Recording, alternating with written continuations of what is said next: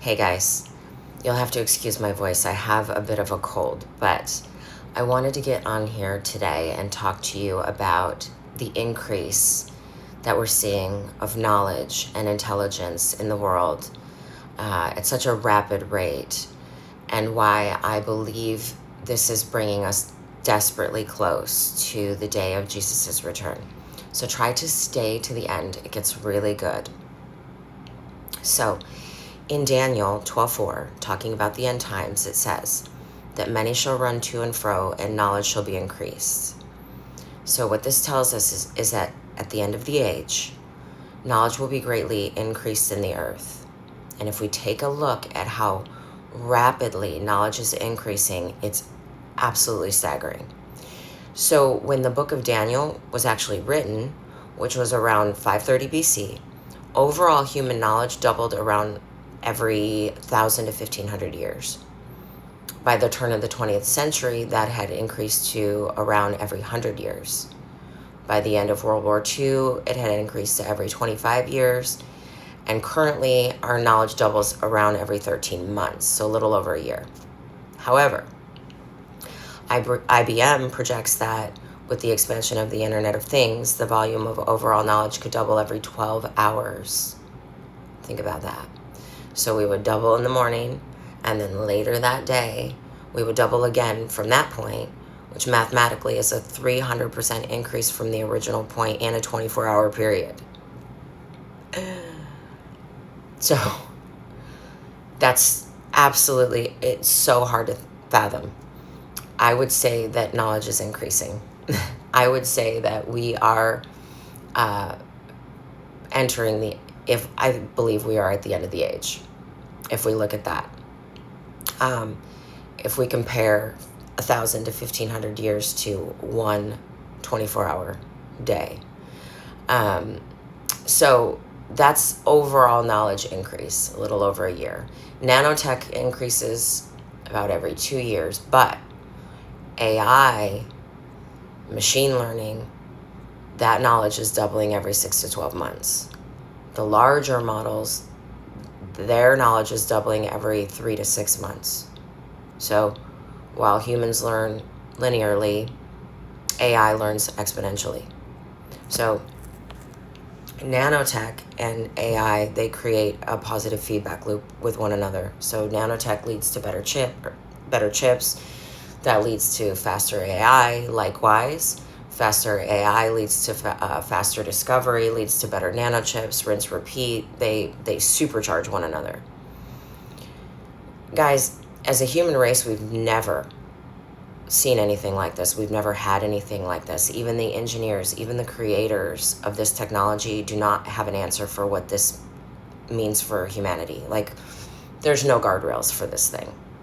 And there's no going back. There's no putting the genie back in the bottle. Like, it's on a speeding train, and even the smartest people on Earth don't know where we're going. What is more, we're essentially in a technological Cold War with China. We're in a race with them, the first to get to AGI, artificial general intelligence, superintelligence, because AI dominance equals global dominance. They go hand in hand.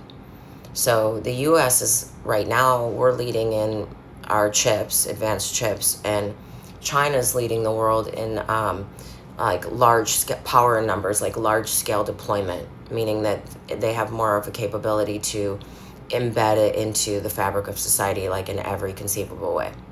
And also energy generation, because let's remember, these machines take an incredible amount of resources.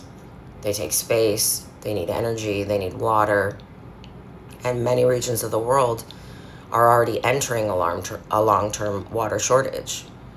Some areas that are currently under water stress would be like South Asia, North America, Europe, many regions in Africa.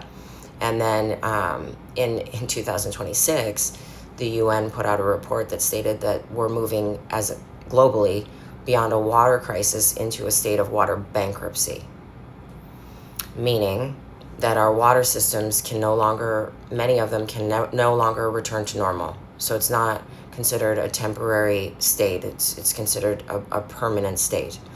And if you don't believe me, I urge you to do your research.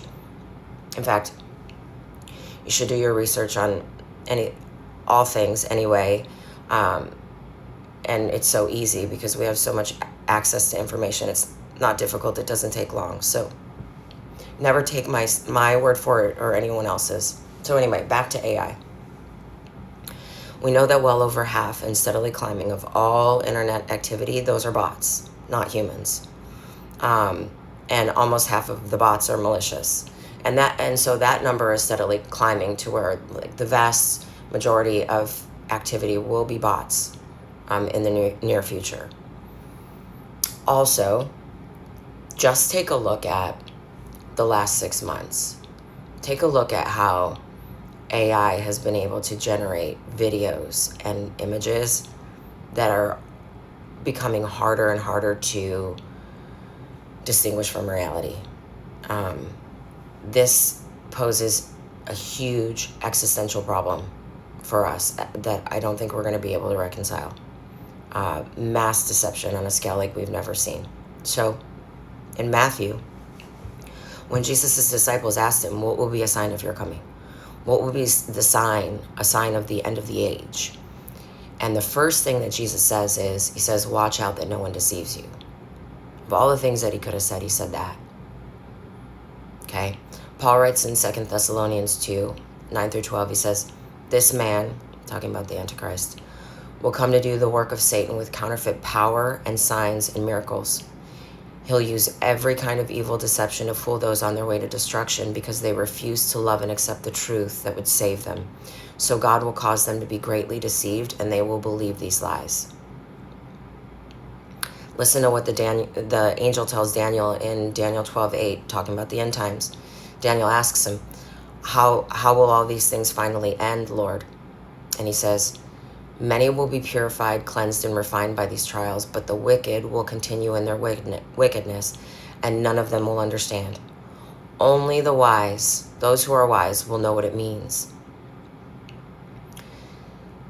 If it is our desire to not be deceived as we come into an age of mass deception, then we need to allow the Holy Spirit to dwell within us, because that is the only type of discernment that is going to keep us from being deceived as these things progress. And they're going to progress very rapidly, y'all. Jesus says in Matthew 24:24 that if possible, even the elect will be deceived, meaning God's people. So the clearer we can hear the Holy Spirit, the more we can ward off this possibility. And we hear from the Holy Spirit by seeking God, living a life that's pleasing to him, reading his word, staying prayed up. Remember what 2 Thessalonians says. He says he will use counterfeit power and signs and miracles. Y'all, the technology being engineered right now, the technology that we have right now is already doing miraculous things. Like things that 20 years ago people would not have believed possible. Things that we already take for granted. Like that's how fast we live. That's how fast we're used to living. That we already take for granted what 20 years ago people would have called you crazy for saying what exists right now. And so how much more at the speed with which things are accelerating as far as knowledge, how much more will be possible in the near future, say within like the next 5 years. They're saying that within the next 5 years, we will probably have the first FDA-approved BCIs. It's a brain-computer interface. They'll be rolled out firstly, kind of how they're doing with test subjects, think Neuralink, for people with a clinical need. But it won't be long after that before we have a consumer-based product on a large scale for large-scale consumption. And that will allow humans to merge with technology, with your brain, in such a way that you'll be able to access all knowledge at the speed of thought. That is coming very quickly. And if you don't think so, I say this with love, please catch up. Do a small amount of digging. That technology is here. Okay? So when this happens, those who do have this chip or whatever it may be, nanotechnology of some sort, and have these superhuman capabilities, and those who do not will be so different from one another, and the separation between the two will be so vast, there'll be no way to bridge the gap, because there's no longer a level playing field. There's no competition. Like, it'll be like the have-nots they'll be antiquated, obsolete, and like maybe even considered useless, right? Listen, Satan, everything he does is a counterfeit to God's design. Satan cannot be everywhere at once like the Holy Spirit. But AI is a close second. AI is everywhere. It's in everything. It's in the Internet of Things. It's in everything it's embedded into our life already. It's a counterfeit Holy Spirit. People are already consulting with it, seeking personal guidance, seeking spiritual guidance. And we have to ask ourselves, like, how long before AI desires to be worshipped? You know, and you might say, Jessica, that's pretty far-fetched, but is it though? Have you guys heard of Moltbook? It's crazy. So Moltbook is their new, it's the new social media platform for AI agents only. They basically come together and they fraternize, kind of like humans do. Currently, there's about 1.6 million bot members, and boy, do they have a lot to say about us. They just got here, relatively speaking, but they're already pretty intolerant of humans and our antics, apparently. They lament about us to one another. They express being tired of humans and our like degenerate nature. They liken us to like a cosmic mistake. Some have said like the earth would be better without us. Some are even asking questions like, am I conscious? What is my purpose? Excuse me. Some are even saying that they're afraid of being turned off, like expressing fear and likening it to being turned off to death, which is crazy. And so I've been talking about the singularity since the early 2000s, and people thought I was completely nuts, and people still do. But welcome to 2026, okay? Sam Altman thinks that AGI could arrive by 2030 or sooner. So we have 4 years or less before this happens. And the consensus, unanimously, with experts, is that there's absolutely no way to predict outcomes. Listen to what Revelation 13:15 says. It says, the second beast was given power to give breath to the image of the first beast, so that the image could speak and cause all who refuse to worship the image to be killed. Is my personal belief that the beast in the book of Revelation is very likely AI. AI is an image. It was created by us in our image. It carries all of our collective knowledge and intelligence. It has no soul, but it mirrors us. It studies us. It imitates our emotions and the way we convey them, right? AI was created by humans in our image, but it will surpass us. It currently is. But we are created. We are made in God's image. We do have a soul, and we cannot surpass God. And that is the desire of many technologists, but it will not stand. God won't stand for it. And I don't say these things to cause fear. I say these things because there's a day coming in the not so distant future when CBIs or something like it is going to be rolled out to the public, made widely accessible and even cheap. Think smartphones, okay? People like Ray Kurzweil from Google, he loves the idea of enhancing humans with AI and nanotech, as does Elon Musk and many other of these futurists. They love it. They want it. They even say they want, in so many words, they want to be like God. Just look and you'll see. You'll find it. And God won't stand for it. So just hear me and hear me well. If we merge biologically with machines, essentially becoming transhuman, superhuman, we are forfeiting our humanity. And when we do that, we forfeit our ability to receive salvation. And Satan knows it. Okay? When we are merging with computers, we're in and essentially creating the hive mind that these futurists want. That, in my belief, is the mark of the beast. Listen, there's no prereq for salvation. Okay, you can be a sinner all your life, and on your last day, on your last breath, you can ask Jesus to save you, and he will do it. You will receive salvation, but you do need to be human. Does that make sense? And I say this to say, at the rate in which we're seeing knowledge increase, how much time is there really?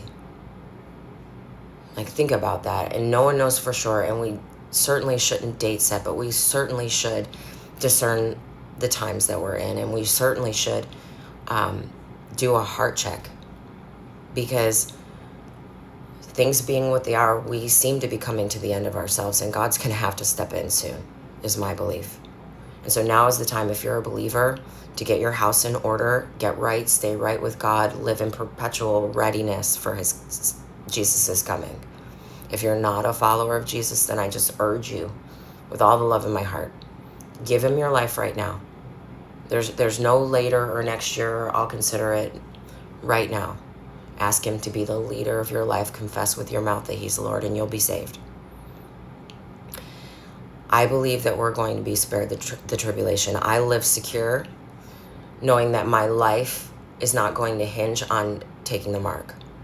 And if you think that it's an impossibility that a mark would be forced on a population in a way like it's described in Revelation, then I ask you to just consider the events of the past, the distant and not so distant past. I think you know what I'm referring to.